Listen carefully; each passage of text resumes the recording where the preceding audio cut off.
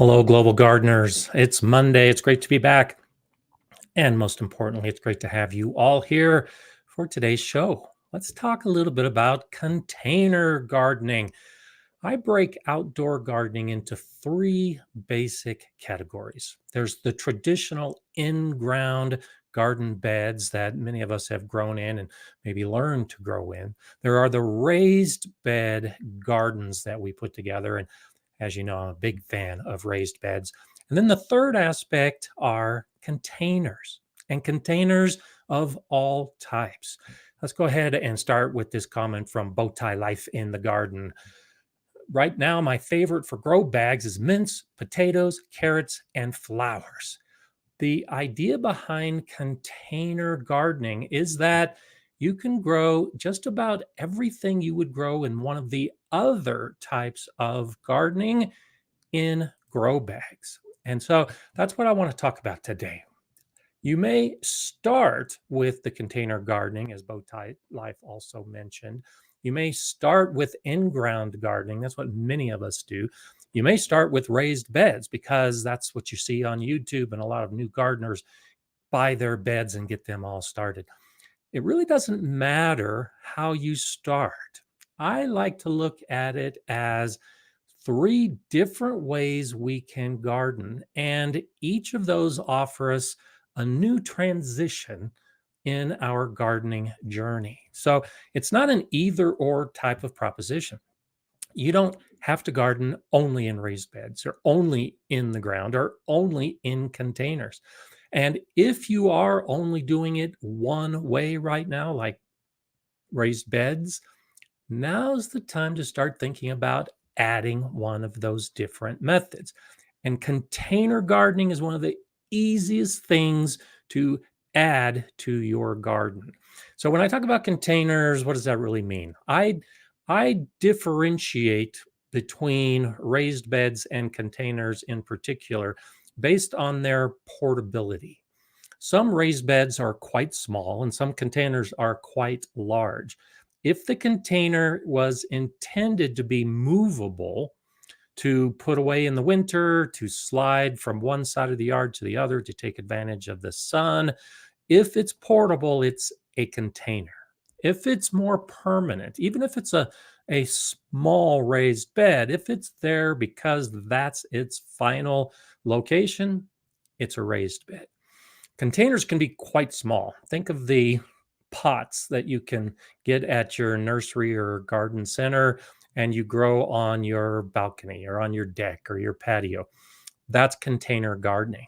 It can move up to very large containers, 20-gallon, 25-gallon, 30-gallon pots that you can grow trees in. If they're movable, it's a container. So that's really going to be the focus today. Dennis Blevins is saying, I grew my chilies in 5-gallon grow bags last year. They did absolutely great. Excellent harvest all season long. I love this, Dennis, because this is really the idea that I want for those of you who have not yet discovered container gardening to think about. If you want to grow more and you've got space, particularly space in the sun, even if it's a small backyard where you might not be able to add another raised bed, or you might not be able to dig up the lawn to add an in-ground bed, you can add a 5-gallon bucket or a 5-gallon grow bag or any other container to start growing your plants. And be they potatoes or peppers or tomatoes, really doesn't matter. As long as the bag, the container is big enough, you can grow just about anything that you would otherwise have in your garden. So throw out your questions as we proceed of the thoughts you might have about container growing. Gina saying, I now only grow my potatoes in grow bags. I love that I can just dump the bag to harvest. No surprise sprouting later. Absolutely. I did a video a couple years ago where I showed growing potatoes in my grow bags. And I also grew potatoes in my raised beds. Now, in my comparison, and I show some of that in the video on growing potatoes, The potatoes that were in the raised bed did grow a little bit better. They were a little bit bigger, but they also took up a lot of space in that raised bed. The potatoes that grew in my grow bags did fine. And as I show in that video, I did exactly the same thing. I just dumped them out and I had a harvest. In the bed, I had to dig them out. And one of the problems when you are growing potatoes in a raised bed, in an in-ground bed, invariably you don't get all the potatoes. So the next year, I had potatoes growing in that raised bed, those little ones that were left behind. In a grow bag, that's less likely because you can put a tarp on the ground, dump the grow bag, and get every single potato for harvest. So, for things like that, I think grow bags really are ideal. And peppers as well. Peppers don't take up much space, the chili peppers. And so you can put those on your patio, outside your back door, wherever you've got space, and grow extra plants. And then your raised beds or your in-ground beds can grow a lot of the other plants. So the big crops, the crops that take up a lot of room and a lot of space. So for instance, corn. Corn may not be the best thing to choose for growing in a container.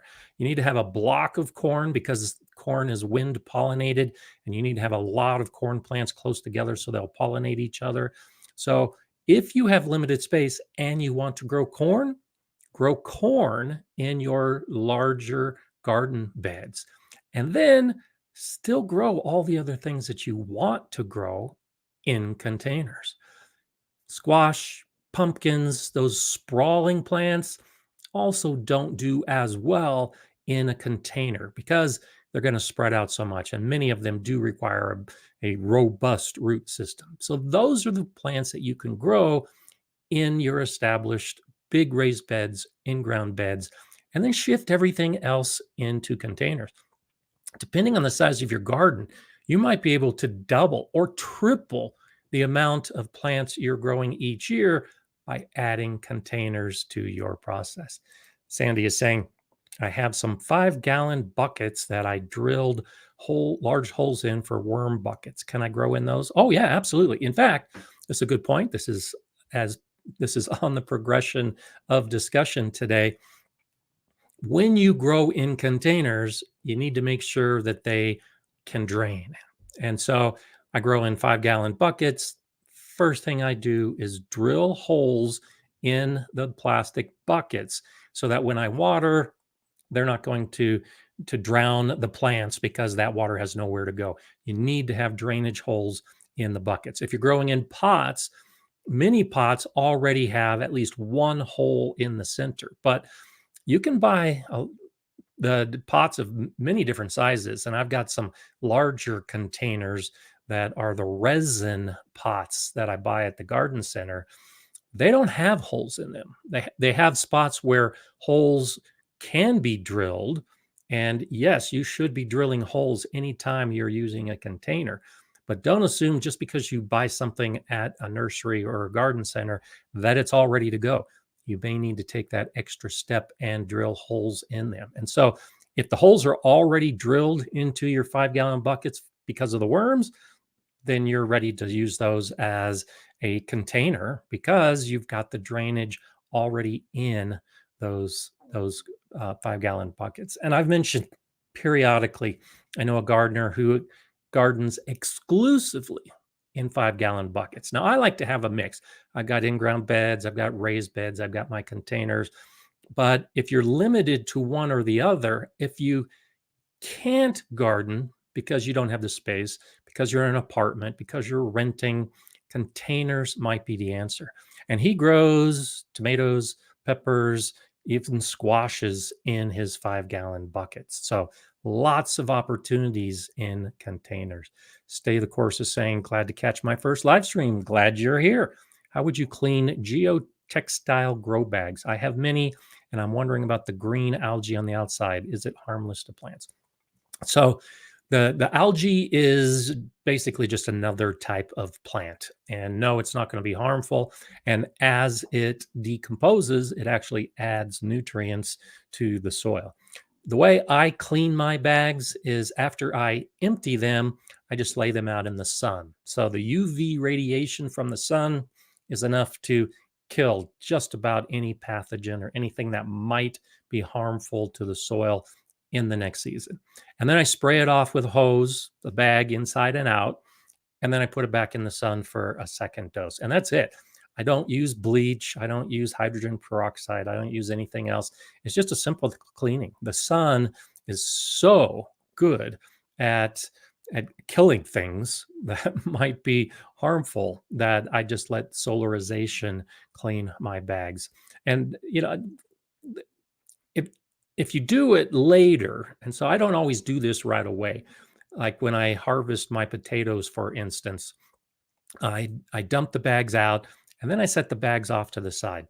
And it's not as prevalent in potatoes, but it happens a lot with the tomatoes and the peppers. Roots are going to grow into those textile bags. And so when you dump out, you will have roots that are left behind in most cases. By setting the bag off to the side, that gives time for those roots to dry out. And now when it comes time to clean, take a brush, just a rough brush, rub it against the inside of the bag, and that's enough, at least that I've encountered, to break apart and release any roots that might have grown into the bag. And then water and sun. And that's really all you need to do. And the nice thing about containers, particularly when you choose a good container. So uh, the 5 gallon buckets, the grow bags, the ceramic pots, whatever it happens to be, if you get one of good quality, it's reusable year after year. I got my grow bags. This will be the fifth year, and they're all still doing fine. Over time, you might have some seams start to decompose and break, and you can't expect the textile grow bags to last forever. And in time, the plastic buckets will degrade through that UV radiation as well. And so the ceramic pots, the pottery that you might have outside will last longest. But most of those other alternatives really aren't that expensive. So you can replace them every 5 or 6 years or however long yours happen to last. And it's actually a very affordable way to begin your gardening. Many of the buckets I use are 4 gallon buckets. Now, Sherry's asking, do buckets have to be food safe plastic? They don't have to be, but I would recommend that you use food safe plastic just because of the soil and the soil life in it. And food safe plastic is less likely to interfere with the growth of those organisms within the soil. And so I use food safe plastic, the 4 gallon buckets that I get from my local grocery store in the bakery section when they are making their donuts and all their other pastries, the frosting comes in 4 gallon food safe buckets. So I just go to the bakery and ask if they have any empty buckets. They always do. I always get at least three. Often they just want to get rid of them. So I've gone in just looking for two and gone home with 8 because that's how many they had to give away and they wanted to give them away. So check that out as a way to maybe start getting into container gardening. If you're hesitant about doing it or you're not sure what kind of container you're going to use, just go to your supermarket to the bakery section and ask for frosting buckets. And that's probably one of the easiest ways to get started with container gardening. Big Wheel Dog is saying, I'm experimenting with large contractor bags with holes on the bottom sitting on thick layers of leaves. Potatoes growing perfectly so far, and option is cheap to do. There you go.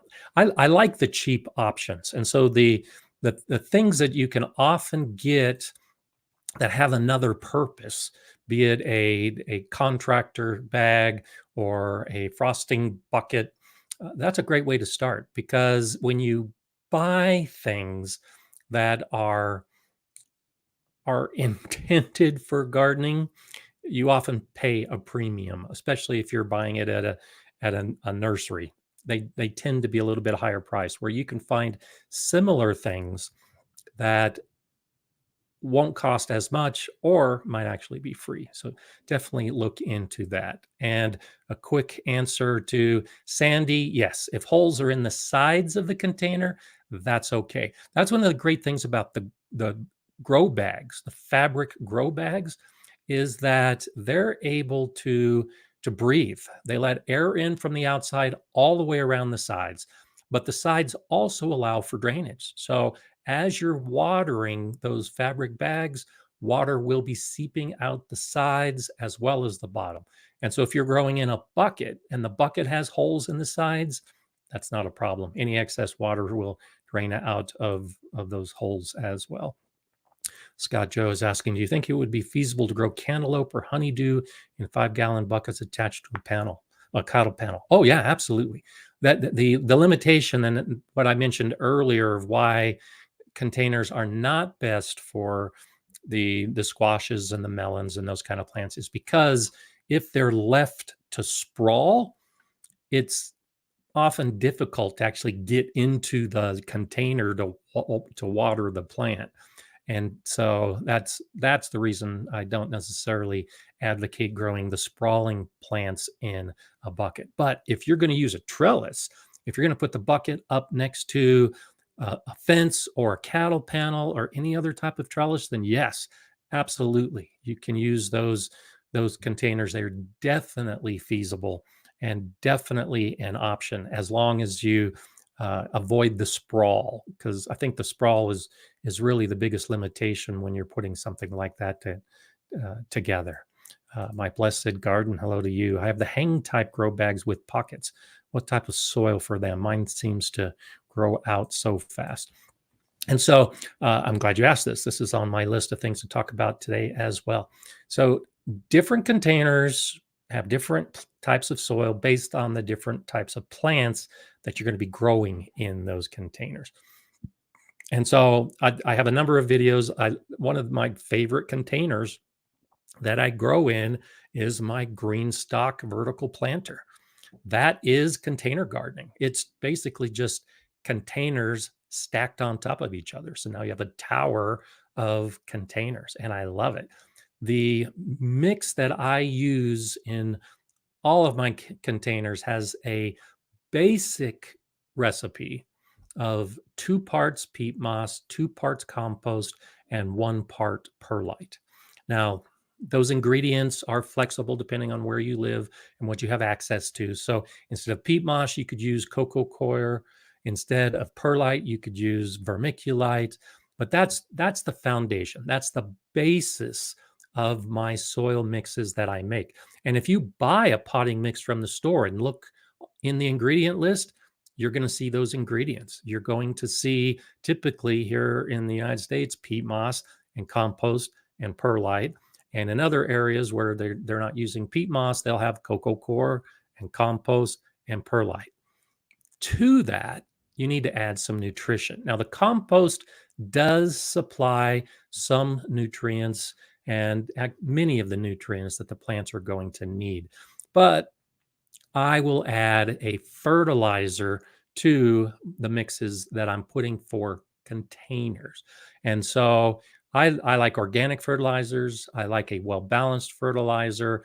That my choice for the fertilizers I use is IV organic fertilizer, and I actually put a link to that in the description below. When we talk about fertilizers, and you'll be seeing this in an upcoming video of mine, most fertilizers focus on nitrogen, phosphorus, and potassium, the big 3 macronutrients that plants need. But there are 3 other macronutrients that plants need. And by macro, it means the plants need more of those nutrients than all of the others. Well, that's a big reason why I like the IV organic fertilizers. It doesn't just have the NPK, those big 3, it has all 6 of the macronutrients, and it's organic. So that's what I add to my container soils. And then particularly in the hanging type with the pockets, the there's less soil. And so the plants growing in them are going to take up the nutrients pretty quickly and use them through the season. So when I make my soil mix, I add the fertilizer, but then over the course of the season, you have to pay attention to your plants, and your plants will talk to you. And if they start yellowing a little bit or they just don't grow as quickly as you'd like, they're telling you that you're going to need to add some more fertilizer. If you're using a potting mix from a nursery or a garden center, look for the ones that have fertilizer added to them. And many of them they slow release fertilizer. That fertilizer, when you look at the back of the bag, it's going to be focused on the nitrogen, phosphorus, and potassium. So that's why I prefer to do the IV organic, because it includes more of the nutrients that the plants need. But that's basically what you're looking for. You're looking for a soil blend for your containers that will retain water. That's where the peat moss and the cocoa coir come in. When they get wet, they stay wet, and that helps keep the soil mix moist. But you don't want it to be too wet, so it needs some component for drainage. That's where the perlite or the vermiculite comes into play. And then the compost also helps keep it moist, but it provides some of the nutrients. The peat moss and coir and perlite and vermiculite have no nutrients for the plants. So you need that third component to make sure that you're feeding your plants. I like to make my own. You can save a lot of money when you make your own. You can customize your mix. Like I said, different containers have different soils for different plants. If you're growing plants that don't like moist conditions, then the mix can be sand or gravel as a primary component so that the water drains very well. If you're growing plants that like more water, then you might have more of the compost and the peat moss and less of the perlite and vermiculite. So there really isn't a single answer for the soil question for everything that we're going to be growing. You just need to learn about your plants, find out what kind of soil they prefer, and then that's the kind of soil that you should put into your containers to benefit the plant. So shout out to In the Garden with Eli and Kate and Simplify Gardening who are joining us today. So nice to have you here. And I see Jordan Murray Organics is able to join us. It's so awesome when we get everybody together, all the regulars that don't always get an opportunity to come back, including Prepper Chris. Nice to see Prepper Chris today. Thank you for that, Chris. Sorry I've been gone for a little bit. Life's been crazy. Other than bramble bushes, what other berries grow fairly well in predominantly shady areas? And so brambles are a good choice. And one of the reasons I think brambles grow well in shady areas is that they can grow tall. And so they actually have more height to be able to soak up whatever sun there might be. And so the taller plants, the wider plants, I have my currants. So I have a group of currants just behind my pergola, and they're doing great. This time of year, half the day they're shaded by the pergola, and they've all leafed out and they've all started flowering, and they're doing great. So much of the fruit bush category and bramble category should do fine with some shade. And 6 hours, of course, is the magic number. I have noticed 6 hours of sunlight. I have noticed that plants that get more tend to grow a little bit bigger and they tend to produce a little bit more. But if they're not getting as much sun, they can still produce and still do well. The strawberries are another one. Strawberries really like a lot of sun, but I've grown strawberries in terraces where they got a lot of sun over the course of the day and just had huge harvests of strawberries. So consider that. The grapes I've grown have always been in the sun, but because of the height, if you trellis a grape to grow tall up into the trellis, then I would imagine that the grapes could actually get by with less sun because of the height, because of the expansion that you would have on a trellis. So I don't think there's really a lot of limitations, Chris. Consider trees too.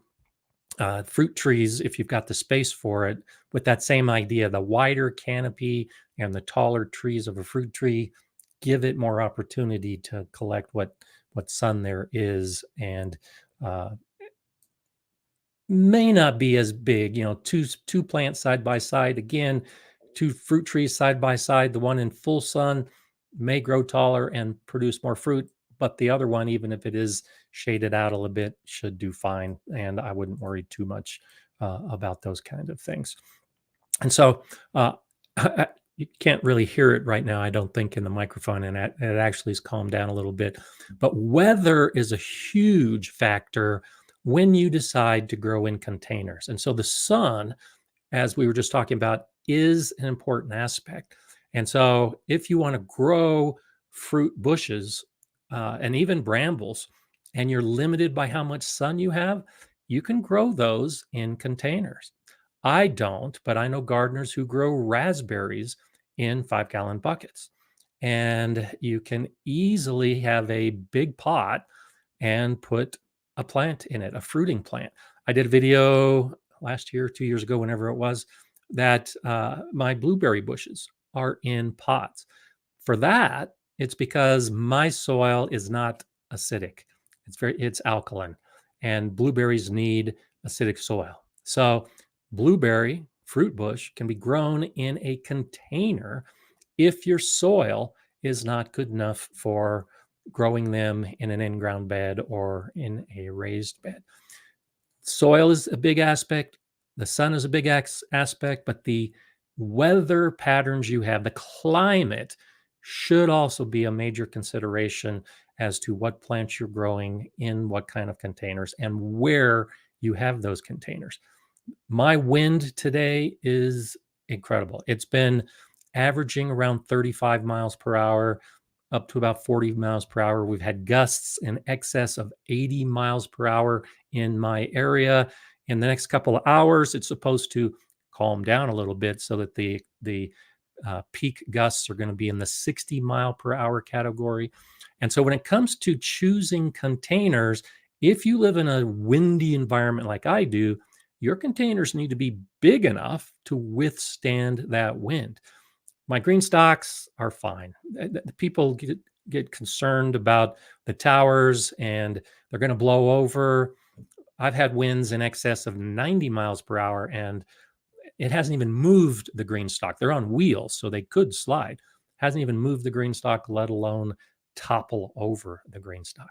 But this morning, in the Gardner Scott Community Facebook page, there was a picture of one of our gardeners who had one of those uh, smaller towers that's not anchored as well, that was sitting on a table that was blown over, and then some of the plants were broken and the soil was spread all over. So be aware of that, whether it's outside, on a balcony, on your deck. If you've got smaller containers and you live in a windy area, the containers need to be able to withstand that amount of wind.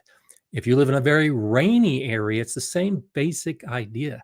Smaller containers are going to fill up with water during a heavy rainfall faster than a bigger container. And so if you typically get flooding rains and you want to grow in containers, think about growing in a big container. And this is one of those times where the soil mix should probably include more of the perlite and vermiculite for better drainage. If you have small containers, you might drown your plants because those small containers are going to fill up with rain, and then there's going to be more rain, and they're not going to be able to drain, and then there's going to be more rain, and before you know it, you've drowned your plants because they were growing in containers that were too small. So another big factor. I have hail. In addition to the thunderstorms that drop a lot of rain, if you live in an area with hail and you're growing in containers, be ready to move the containers inside. That's one of the advantages, again, of the portability of containers, is if you have those extreme weather situations like hail, move them into the garage, move them into the shed, get them out of that potential hazard when those kind of weather systems threaten. And you can't do that in some of your other beds. But if you've lost plants in the past to hail that you were growing in your raised bed, and you've got those chili peppers that you really want to grow this year, grow them in a container and then just move them to a protected area when they need to be moved to a protected area. Frost also plays into that category as well. I grow some of my plants in containers because I have a short season and the frost comes some years very early. I can grow things like chili peppers in a container, and when the frost threatens, I can move them into a protected area. When I grow my peppers, I grow them all the way to maturity. So I'm not harvesting my jalapenos when they're green. I do sometimes, but I'm waiting until my jalapenos turn red before I harvest them. And it may take a while, and it may be just about the time that they're starting to turn red that the frost threatens. Not a big deal. Just grab the container, move it in a protected area, and when the sun comes back out, you can move them back out and gain a week, 2, 3, a month.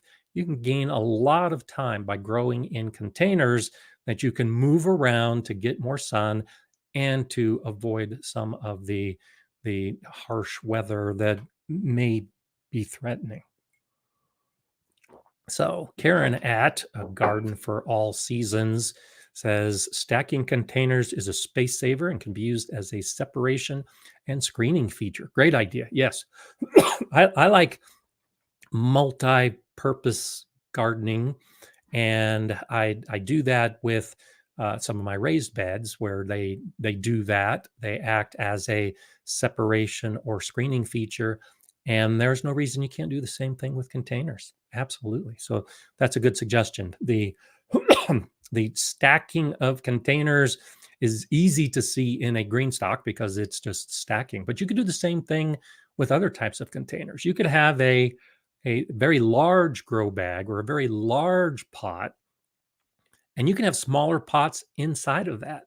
And so that can actually be an effective way to do some of your container gardening, is to have a big pot and then stack a smaller pot in the middle, and you can grow around that smaller pot in the big pot and then grow something completely different, including a completely different soil blend in that higher pot.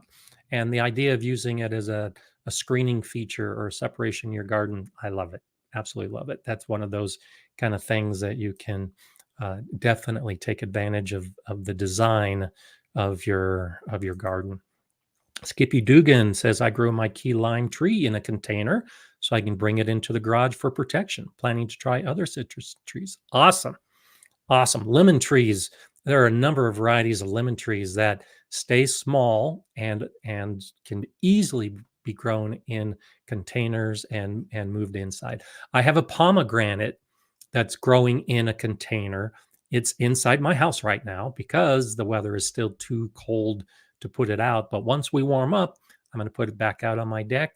And I don't know if and when I'll get pomegranates, but that for the same reason as Skippy, you can grow fruit in containers and then move them in to protect them if you live in an environment where you can't be putting them outside.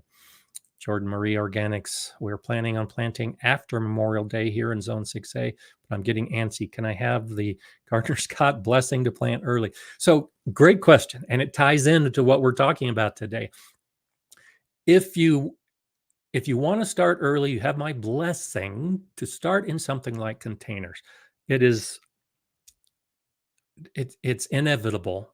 It might not be this year, might not be next year, but it's inevitable that if you plant earlier than you should before your last frost date, then the frost is going to come late and it's going to kill those plants that are affected by frost. So you can have my blessing to plant early. I would suggest that you plant in containers so that if the weather threatens, you can move them in. And then in your beds, go ahead and wait until after Memorial Day. That's what I'm doing. I wait until after Memorial Day. I measure my soil temperature, and we talked a little bit about that last week. When the soil temperature is right, that's when I'm going to plant. It might be the first week of June. It might be the second week of June. We'll just have to wait and see. I'm antsy. And so one of the ways that I deal with that is by starting a container. Was it yesterday? No, I guess it was on Thursday. On Thursday, my grow bags, a couple of my grow bags, and a couple of my 5-gallon or 4-gallon buckets, I set out and put them in the sun so they can start warming up a little bit. And that's what I'm going to do in the next week or two. Before my last frost date, I'm going to put some plants into those containers because I'm antsy, because I want to get growing, and the rest of my garden isn't ready yet. The soil's not ready yet, but I'm going to use containers as a way to get the gardening season kicked off, because I think that's one of the ways that you can scratch that gardening itch by using containers. The colorblind gardener says, I have 7 trees, lemons, apples, orange, and fig in 20-gallon commercial trash cans for containers. I'm thinking of planting strawberries under them for living mulch. Awesome. And great example of you can use anything as a container. The pots that you buy can be beautiful, and they can have an aesthetic appeal to your garden. But if you're concerned about giving the plants enough root space and you want to save a little bit of money, 20-gallon trash cans are a great option. Definitely portable. They've already got the handles built into them. And I love the idea of strawberries as a living mulch on the surface. So a double bang container growing. Fruit trees and strawberries all in the same container. Great idea. I love it. And that's something that the rest of you, I think, take that concept and run with it. When we grow in containers, it doesn't have to be a single type of plant. You can grow multiple types of plants in your containers. And the idea of the trash cans, great idea. They're going to last for years and years. They're durable because they're made to be bounced around in the garbage truck, and you can grow multiple plants. That's fantastic. One other thing that I wanted to mention before I forget about the weather and about what kind of container you're using is your winter and what kind of conditions you're expecting. So a trash can, a plastic container, a resin container, something that can handle freezing conditions is preferred if you're going to keep that container outside during the winter. You have to be careful about terracotta, ceramic pots, the types of pots that and when I say the ceramic pots, typically the ones that have the coating on the outside, the glazing is on the outside, but the glazing is not necessarily on the inside. Those type of pots, especially terracotta, can absorb moisture. It can get inside the container, and then if they're left outside over the winter, wet, expands when it freezes, and you can crack your pots. So many people, almost all the gardeners who've ever gardened in a terracotta pot and they live in a cold region, they've broken pots that they left outside, because that's just what happens when that wet soil expands, and especially if the container itself has absorbed some of that moisture. So be careful about that. And if it's a fruit tree, if it's a fruit bush that you're going to have outdoors over the winter, then consider using a plastic or a resin container that's not going to crack and break, because really the last thing you want is to have your beloved tree suddenly you come out one day and the container is cracked and the tree has fallen over and all the soil is spilled out and it's done. So anticipate the type of container you're going to be choosing to match your climate so that you don't run into those problems in particular. So Nancy Rudy says, I've been growing tomatoes, etc., in containers on my patio for 8 years. Requirements are different for fertilizer and moisture. Absolutely. So I talked a little bit about the fertilizer. In in the raised beds and in my in-ground beds, as most of you know, I focus on my soil. I amend my soil. I'm not using fertilizers in those beds because my soil is rich enough that I don't need fertilizers. In the container, in almost all cases, even if you start with a really good, rich potting soil, you're going to need to add fertilizer. So, yes, the needs are definitely different in a container. And thank you for mentioning that, Nancy. But the moisture as well. The containers are going to dry out faster than any other bigger bed that you're growing in. So you're going to need to water your containers more often. I'll water my raised beds typically once a day during the growing season because it's so dry, it's so windy, it's so hot. Even though it's all good soil, it needs water once a day.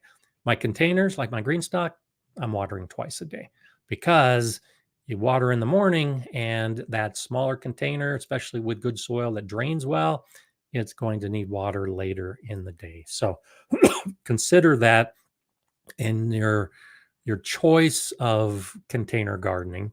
How you garden is a factor. If you don't have the opportunity to water twice a day, then you might think about an option. You can still do container gardening. You might want to set it up with a drip system, an automatic system that can water when you're not there. Stay the Course is asking, what's my opinion on the breathability of the container? Fabric, wood, terracotta is more than plastic, metal. Do certain plants require more breathability? It's not the plants that really require the breathability. The roots do need oxygen. The roots do need air. So, yes, there is that component. I think more importantly, it's the soil needs the breathability. The soil organisms also need that oxygen and that interchange. The moisture will be affected by how much air is circulating through the sides of the container. So the breathability is a factor, again, based on the climate. That is one of those considerations. And if you live in a very wet region, then the breathability of the container might be more important because you want that soil to dry out in rainy conditions. If you live in a very dry region, then you probably want less breathability on or in the container. You want that moisture to stay moist as long as possible so that you're not having to water 3 times a day. So definitely a consideration. And it's not so much plant specific because all plants are going to need the oxygen at their roots and all the soil for it to be a living soil is going to need that oxygen as well. But no, I'm not aware of any plants that require more breathability in the soil. It's more of those other factors like the drainage and the nutrition and the growth of the soil organisms that are really, I think, more important factors. Love and peace. Thank you for that. I appreciate it. Do you think the hot peppers will grow well in a green stock? We had them in beds last year and the hail was so rough to keep protecting them. Thank you. So yes, I have grown jalapeno peppers in my green stock. I've grown cayenne peppers in my green stock. Now, like I mentioned earlier with the potatoes, my potatoes did better in a raised bed with more soil, with more space for the roots to grow. They did fine in grow bags, but not quite as well. The peppers were the same way. The peppers that grew in my raised bed, the plants were bigger. They did have more of a root system development than the plants that were in the green stock. They still grew fine in the green stock, but there was a difference in the size and the production. One thing I think I would do differently. So the green stock has 6 pockets around it. Because I will do it again. So when I grow peppers again in my green stock, and this year I've got so many peppers, I'm going to be using at least one of my green stocks for some peppers. Instead of growing 6 peppers in a tier, I'm going to grow 3 peppers. So basically every other pocket would have a pepper. That just allows more room internally for those roots to grow. Because one thing that I think people that haven't grown in a green stock don't fully understand, you see the pockets and you think that's all the space that that plant has to grow. But the inside of that tier is filled with soil. And so you've got, oh, I'm just guessing based on the size, you've probably got 4 or 5 times more soil for the roots to grow into in the middle of that green stock. And so definitely peppers can be grown in a green stock, but to give the plants the most opportunity for root development, I think 3 per level is probably enough. And then in those other 3 pockets, grow something like lettuce that doesn't have as big a root system and that you can harvest relatively quickly. And yes, and so love and peace. I don't know if you know, I showed it in a video last year on protecting your plants. Greenstock actually has a a cover that you can put over the entire tower for those situations. And so I have 2, but now I've got 4 green stalks. The ones at the greenhouse. So I guess I have 3 outside. So I'm missing 1. I need to get 1 more. If you don't have a cover to put on your green stock, consider doing that. And certainly you can throw anything over if you have the hail that's threatening. But it's nice. I just go into my shed and grab my green stock cover and throw it on. And now it's protected from any of the thunderstorms and the hail that I get. And especially when you've been growing for months and you get those peppers that are growing and they're getting ready. And then you have the hailstorm, you don't want to lose all your peppers. So consider the covering of it. And Eli and Kate are saying broken terracotta is a rite of passage. I like that. Yes, that's one of those very important lessons when gardeners are growing in containers, to teach you the importance of the material that you're using in your containers. And the broken terracotta, I like that. It is a rite of passage. That's awesome. Dennis is saying an original size green stock tier takes about 1.5 cubic feet of soil. Yeah, exactly. And so the pocket itself is probably only about 9 cubic or 9 square inches. And so I'm trying to think that, it's maybe I think it's 9 inches deep. Is that right? So the pocket itself contains a fair amount of space. It's a big pot, but so much more is on the inside. And I think at least a cubic foot of that tier is on the inside that you can't even see. It's covered by the layer above. So thank you for that, Dennis. Yes, that's a lot of space. And so Shanine Hammer raises a good point. A great feature about the grow bags is that the plant roots self prune. And so this is an advantage. So when we grow in the ground in particular, and it's also true for raised beds, the roots will keep growing and the roots will keep growing and the roots will keep growing to support the growth of the plant. When the roots self prune, and air is the self pruning factor. So when those roots hit the edge of the fabric grow bags and they're exposed to nothing but air, they stop growing. That's the self pruning aspect, is they stop growing when they hit the edge of the bag and they're exposed to that air. With less roots, the plant's not going to get as big. And so self pruning of roots is a way to control the size of your plant. And so for those plants that you really don't want to take over and you really don't want to sprawl, or you don't want to fill too much of a trellis, the grow bags actually have kind of that built-in feature where the roots only get so big. They're not going to get too big, and it does take energy from the plant to grow more roots.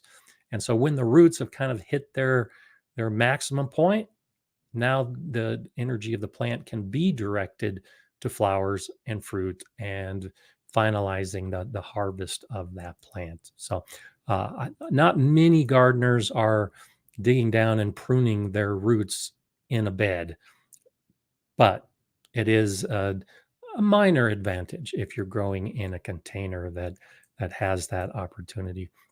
Sherry has a good point. Those broken terracotta pieces are good for covering holes in the house plant pots to keep soil from washing out. Yeah, that's one of those classic gardener tips is you got to use everything that you have. So if your terracotta pots are broken, use those pieces to help cover those holes. And it's not as important, depends on the size of the hole, but a lot of those big pots have big holes and the soil can drain out of those holes. So you just put that curve. The terracotta typically has that curve to it.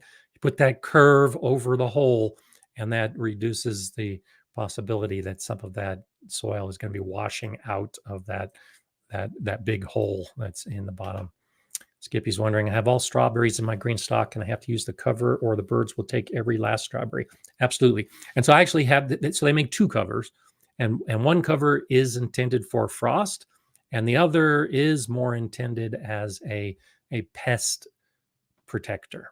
I use them for both methods. The material is close enough that you could use one for either method or both for a single method. But yes, absolutely. If you've got a problem with birds stealing your fruit in a container, the green stock, that cover absolutely works best.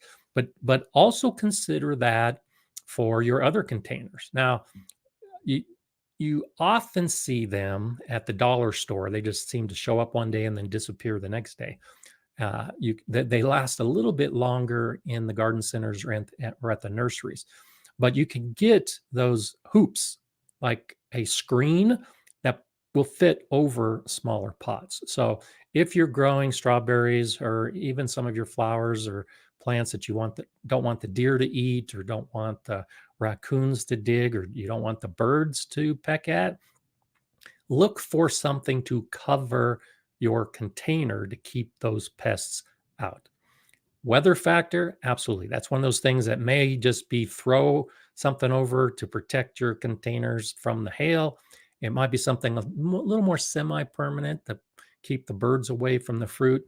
And then it can be something that you just put over the container for the entire growing season if you have a really big pest problem. So add that to your bag of tricks when it comes to doing that type of growing. And Barbara's asking, I'm considering reusing my chicken feed bags as grow bags this year.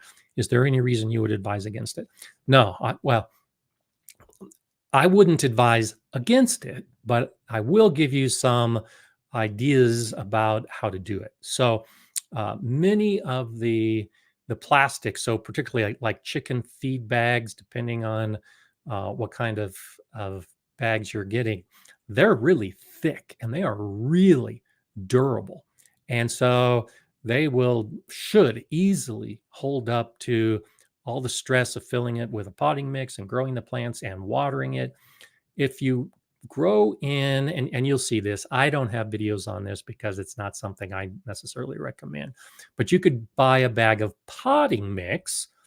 You do the slit or you make holes in it and then you plant in those bags. That plastic isn't as durable and it will probably start breaking down in the sunlight in the same season.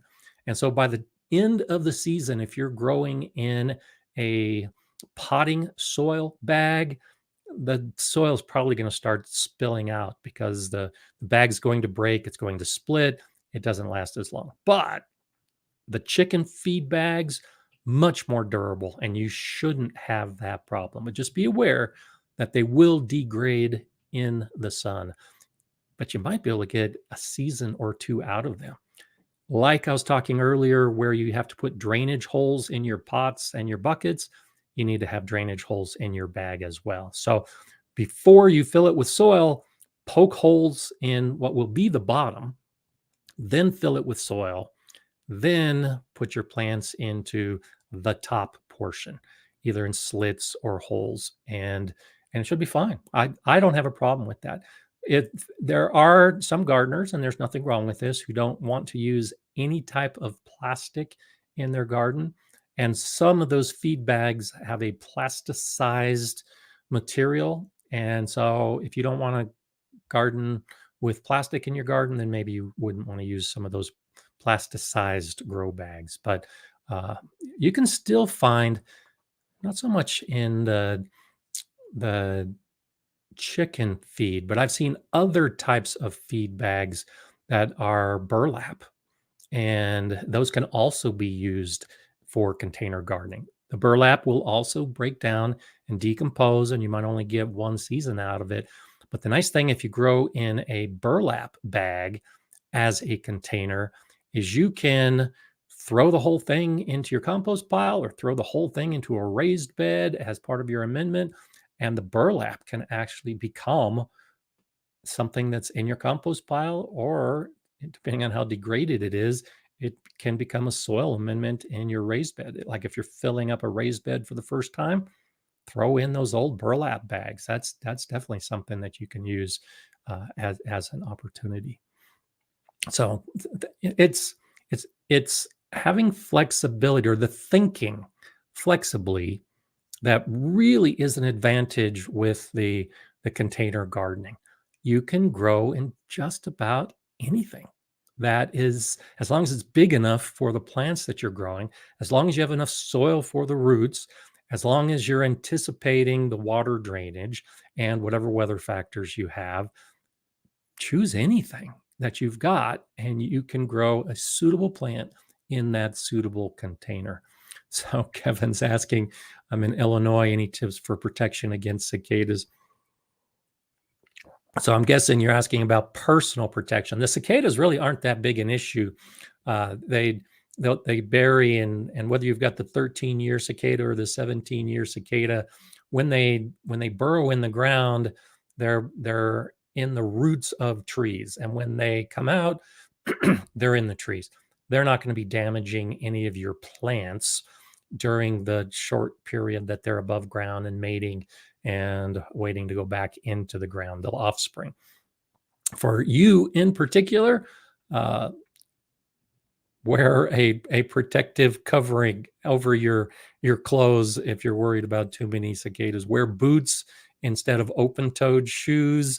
Uh, for those of you that don't know what we're talking about here, and it's already starting to happen in the United States during the, or in the central part of the country, it's a double bang of cicadas this year.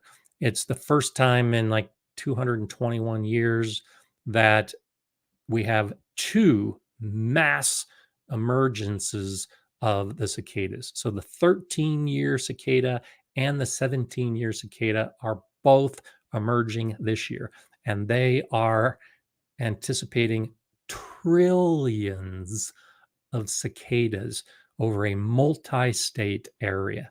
So they're going to be on the roads. Be careful of all the cars that have crushed the cicadas, and now the roads are going to be slippery. I mean, there's going to be some serious issues, but the personal protection, don't have a lot of suggestions. I've lived in areas with cicadas, but nothing like they're expecting to happen. And Eli and Kate are wondering, what are cicadas? So it's a big bug, and it's about the size, if you're familiar with the big cockroaches, it's about that size.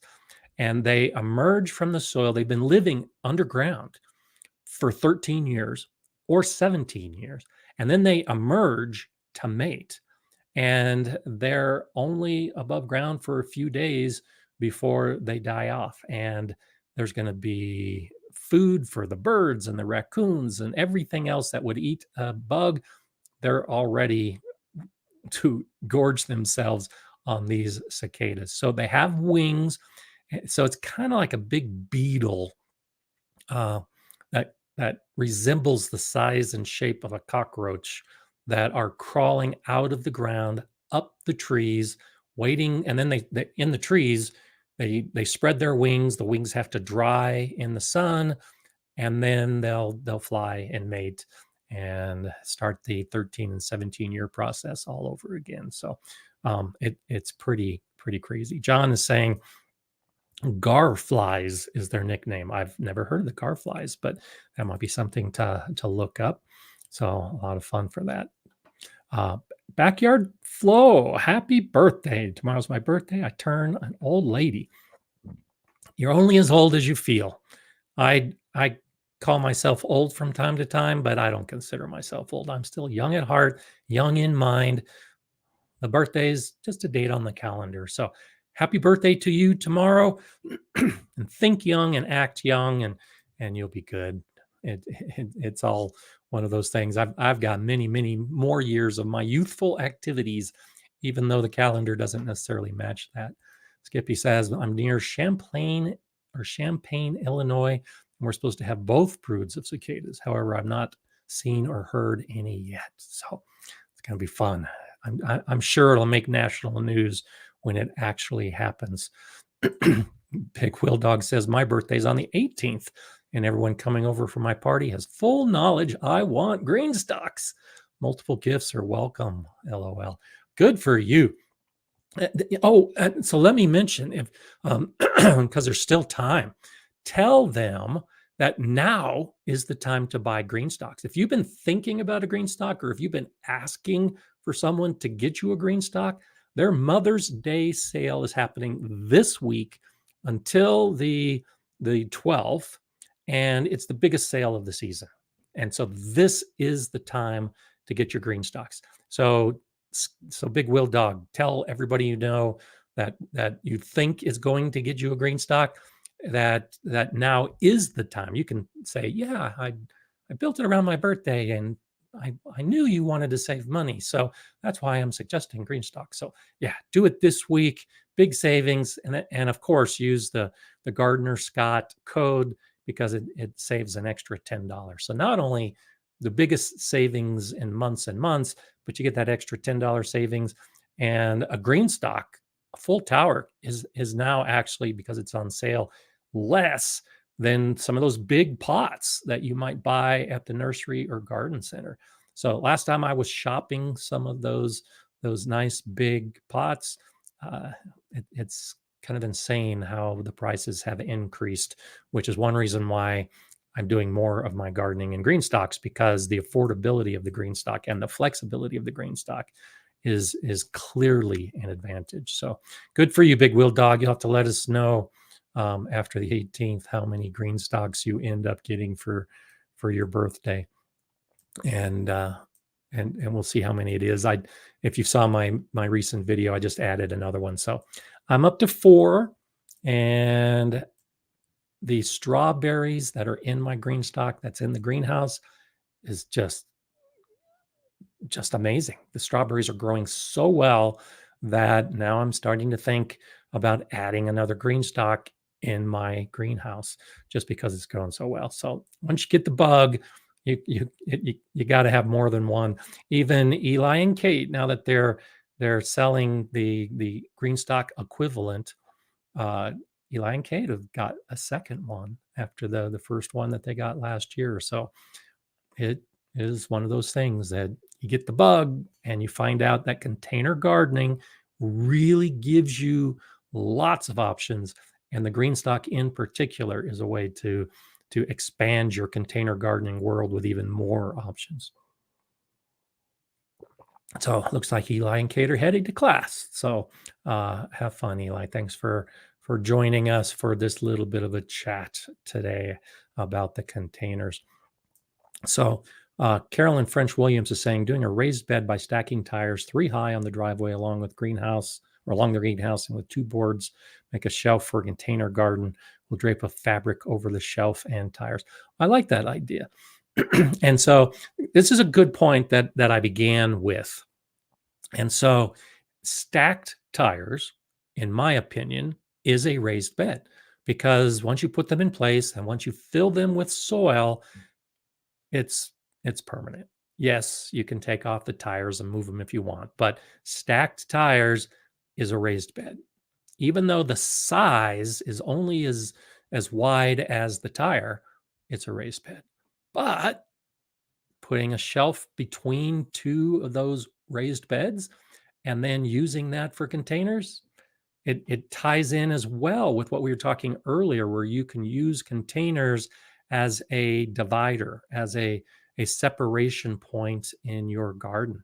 And this is a great way to follow that same theme, that you are growing with containers. You're getting height on top of that shelf, depending on how big and tall the containers are. And it could be like a wall separating one section of the garden from another. So great idea. I really like that. And hopefully all of you who are listening are taking notes, because I'm not the only one that comes up with the good ideas. There's a lot of other people with a lot of other good ideas when it comes to doing the containers. And like I was just talking about, you can't have just one. Dennis Blevins ordered the second green stock last week on sale for strawberries for your wife. And so that's a great way to do it. I've been growing in green stock for a number of years now, and I've been experimenting with different ways of doing it. And I mentioned it in this recent video. My newest green stock is all flowers. And last year I did a green stock that was all basil. And now in my greenhouse, I have a green stock that's all strawberries. And so if you want to grow a lot of a particular type of plant, but you don't have a big enough bed, or you don't have space to grow that, that's another one of those advantages to containers. A single pot, you could grow 6, maybe 8 strawberry plants in.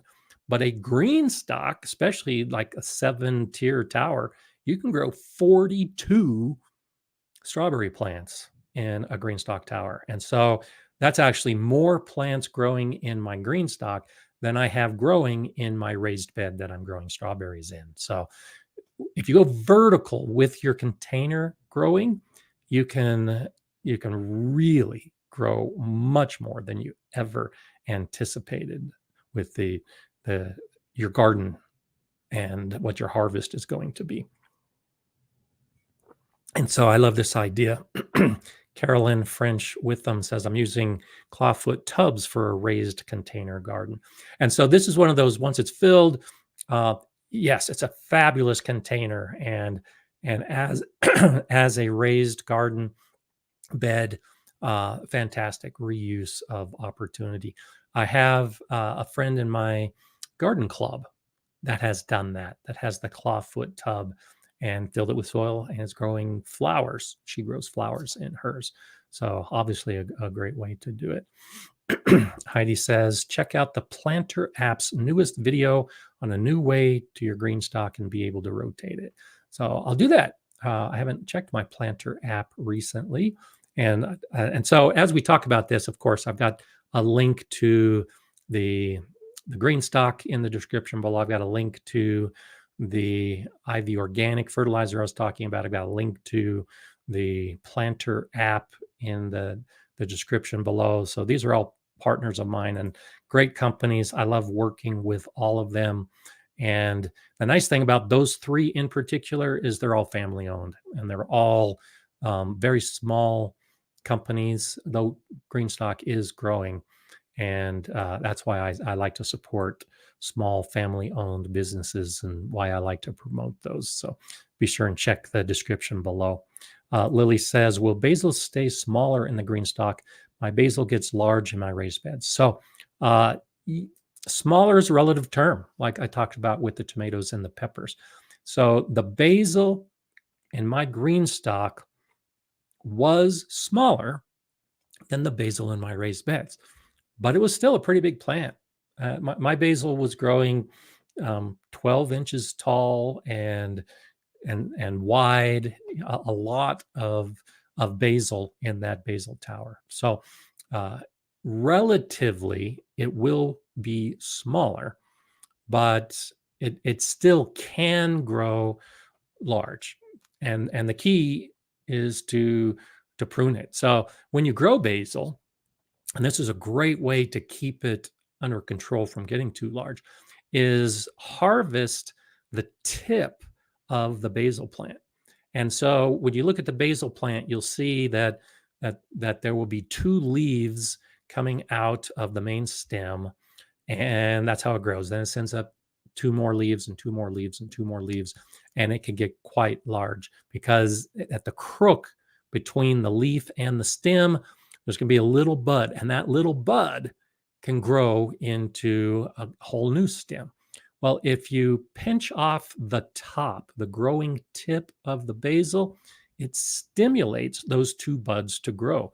So you end up with a shorter but bushier or wider plant. And so that's what I do with all my basil, but especially in the green stock. When I harvest the basil to use, I am pinching off the tip so that it will branch out and get bushier. And each of those new tips can be harvested at the tip and bush out even more. So that really helps to keep it under control and to keep it from getting too large. And so the ones that are in your raised bed getting too big, make sure that you're pinching off the tips, and that will help control how big they get. And then do the same thing in the green stock, and it really is a great way to do it. So thank you for that, Wickersure project off grid. I don't ask for much, and I appreciate when you do that. Please hit the like button for support. It's free and really helps the channel. Yeah, that's one of those things that YouTube looks at as far as the like button. So yeah, go ahead and click the thumbs up. I appreciate that, and thank you for saying that. That is one of those little things that YouTube says is a good thing, and they like the channel and will recommend the channel for other people when they see that kind of thing. TFOS, regardless of type of growing area, containers, green stock, raised bed, etc., do you recommend mixing in inoculated biochar? If yes, where do you get your biochar? Thank you. Yeah, I do. I have a video on biochar that I did 4 years ago when I was first setting up my garden. Biochar is different than fertilizer, however. And so I like biochar. I use biochar, but biochar is like a one-time application. So when I fill my raised beds, if I have the biochar, I'll add it as part of the filling process because it doesn't decompose. It's going to stay in that soil as long as you're going to be gardening. You can add biochar to your potting mix. And you are exactly right. I did some testing with biochar. And so the reason I say I did some testing because there's a local producer of biochar here in Colorado Springs, and he only sells locally. And I actually haven't gotten any in a couple years. But I did some testing using inoculated biochar versus dry out of the bag biochar. You need to use inoculated. It takes a while for the biochar to absorb moisture and absorb nutrients and start doing its magic. And if you get that all done right up front by inoculating your biochar, then the biochar can start working right away in the soil. And even in containers, the biochar does offer advantages that improves the nutrient absorption and the moisture within that soil. So yes, I do recommend it. As far as where you can get it, I don't have a source that I would necessarily recommend. You can find it on Google to see if there might be a local producer near you. That's what I would recommend. Of course, you can find it on Amazon, and there's a lot of sites that sell direct to the public.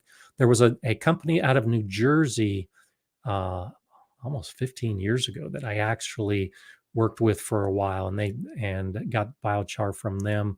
And that's when I was blogging, and I did a blog about theirs, but I don't think they're still making biochar. And so it's been a long time since I've done anything from any other company than the local one. So just check to see what you're doing. As long as they're using the pyrolysis process, and the good biochar companies will tell how they make their biochar. It's different than charcoal, and it's a very specific process to make it biochar. If they're following the pyrolysis process, then one batch of biochar is essentially the same as another batch of biochar.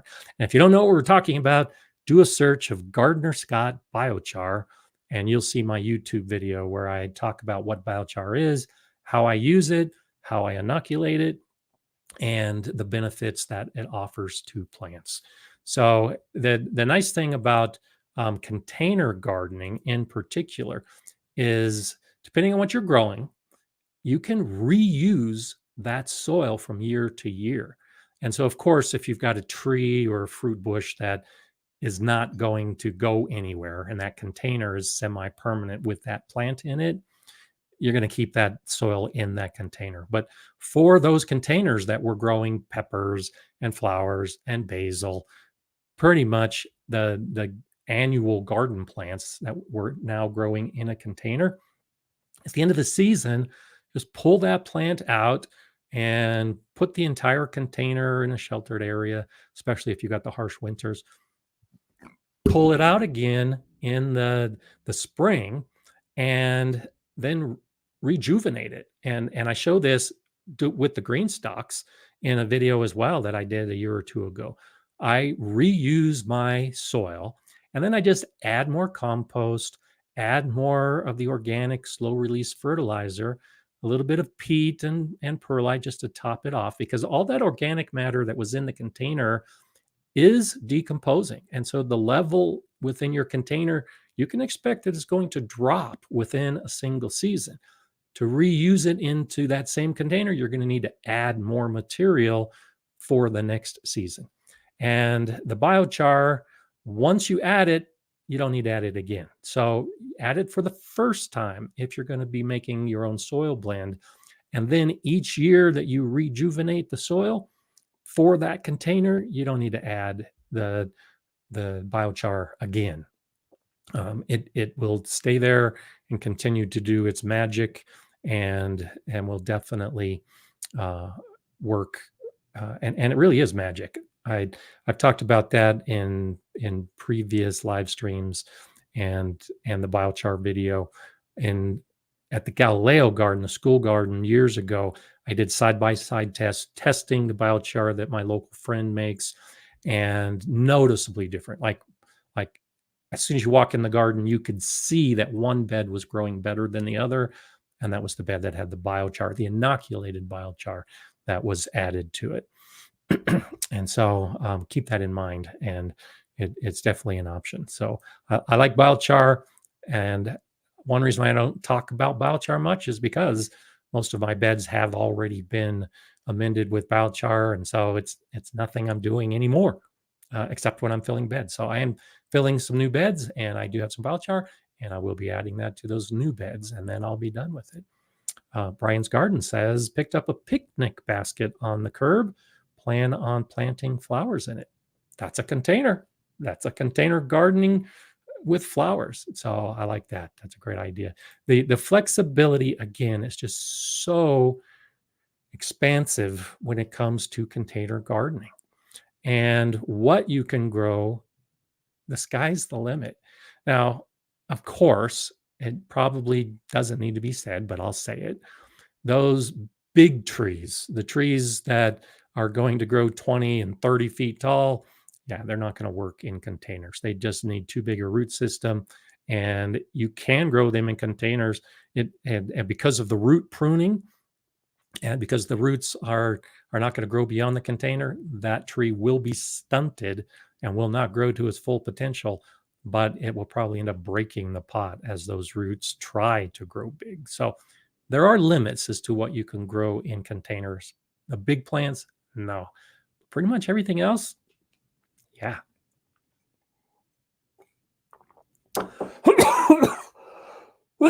Excuse me. So the Liz G, excuse me, interesting. When we talk about the biochar, I use urine to activate my biochar. Remember, a bucket with lid, that's good. Yeah, that's one of those things. So when we talk about what we do with our soil, and I have a video where I talk about compost and what you can use in your compost, and I mentioned urine. You can use urine all over your garden. It's got nitrogen, and as long as you're not on any medications that might flow through the urine and possibly have some effect on your plants, urine is a great opportunity, and especially for activating the biochar. I've heard that before. I haven't actually done it myself, but by all means. And so James is wondering about inoculating the biochar. Like I said, I've got a video. You can check on it and get much more information. But the idea behind biochar is that it is essentially pure carbon and has very, very small pockets of air as part of the carbon structure. And each of those little pockets can hold moisture. And so biochar is great at holding moisture within the soil. Within the moisture of each of those pockets, bacteria and fungi will grow. The beneficial soil organisms that break down the nutrients for our plants. So they become like little hotels or little condominiums filled with beneficial microorganisms. And so when we inoculate our biochar, what we're doing is we're taking the empty hotel and we're opening the doors.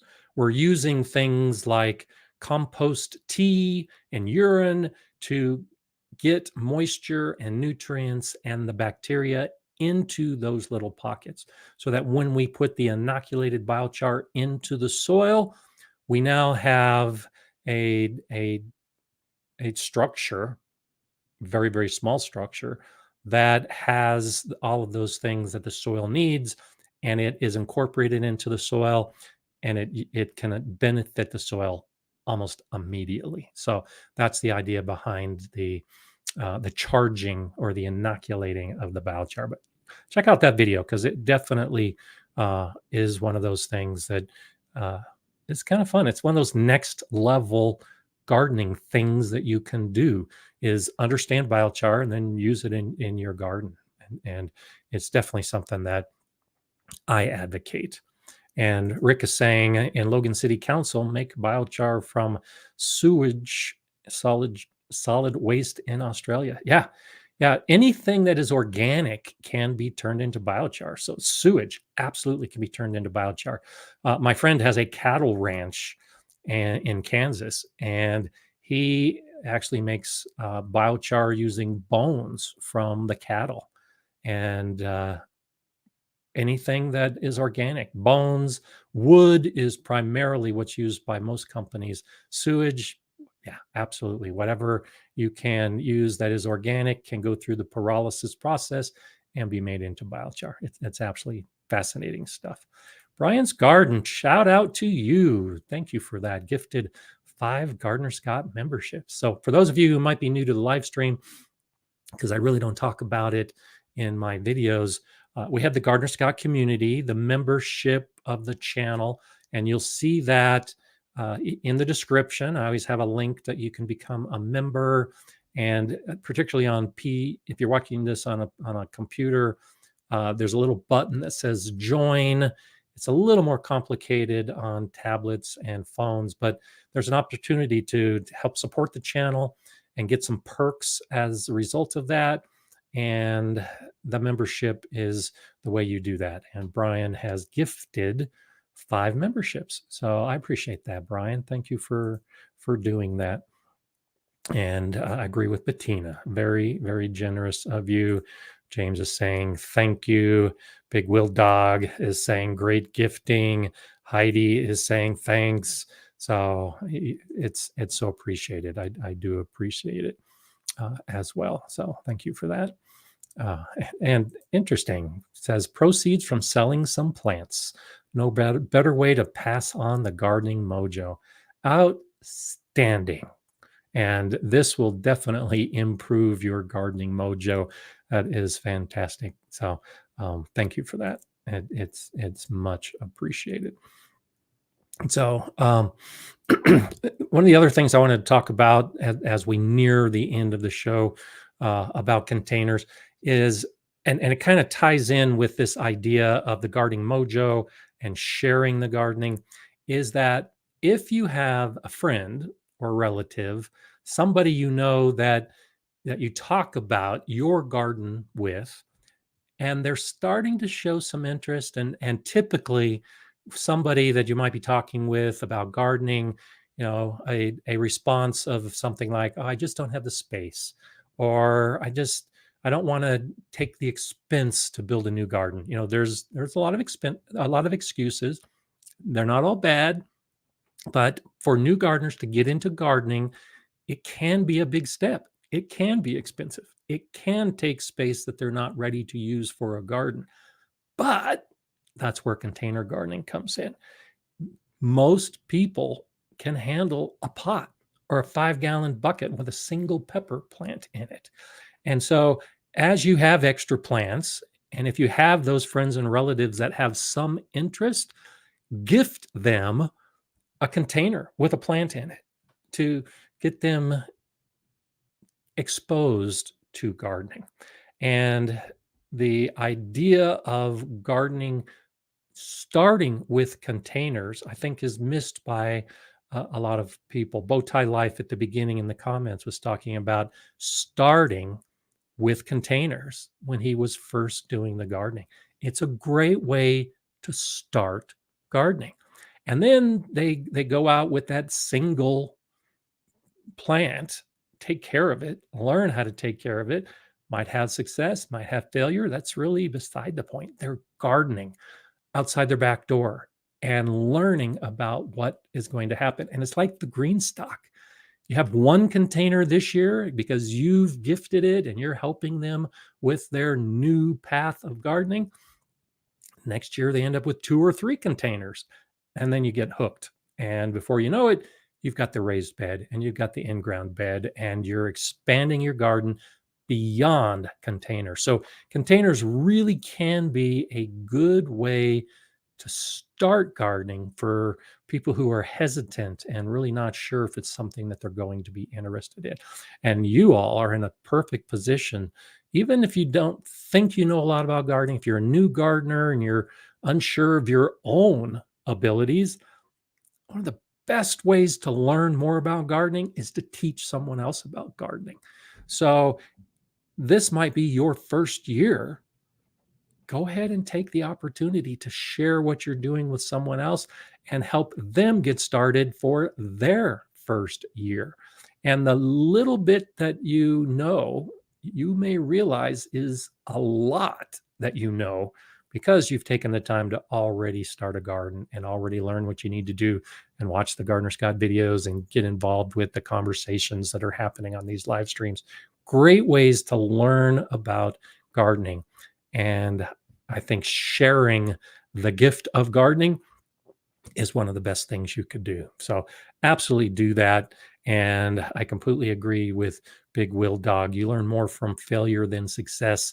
Success just tastes better. Absolutely. And if you, especially if you're a new gardener sharing the gift of gardening and you're concerned that you're going to share information that maybe isn't good enough to this point, it's okay if the plants die. It's okay if the harvest isn't what you expected.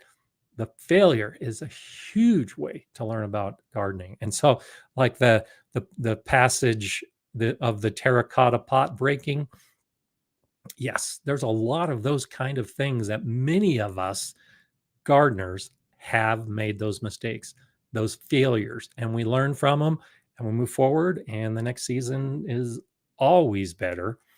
May not look that way based on the amount of harvest, but it's always better because it's more enjoyable. We learn even more and we're ready for the next season to come. So every year just gets us ready for the next season and the anticipation that that next season is going to be so much better. So always enjoyable to make mistakes, I think, when it comes to gardening. Anne Marie says, thank you for the thoughtful comments, Gardener Scott.